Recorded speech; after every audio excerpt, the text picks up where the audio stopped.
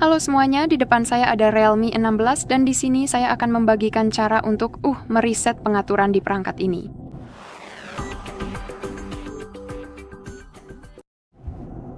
Jadi, mari kita mulai dengan membuka pengaturan, lalu kita perlu gulir ke bawah sampai menemukan sistem dan pembaruan, kemudian ketuk cadangkan dan atur ulang, dan ketuk atur ulang ponsel. Dan seperti yang bisa Anda lihat di sini, kita punya informasi ini, maksud saya opsi yang kita cari, dan di bawahnya ada informasinya, jadi cukup ketuk saja dan ketuk atur ulang. Di sini juga ada informasi bahwa operasi ini tidak dapat dibatalkan, jadi Anda harus menyadari hal itu dan ketuk atur ulang jika Anda sudah siap. Sekarang yang perlu Anda lakukan hanyalah menunggu sampai proses ini selesai. Baiklah, jadi itu saja. Terima kasih banyak sudah menonton, silakan tekan tombol subscribe dan beri jempol ke atas.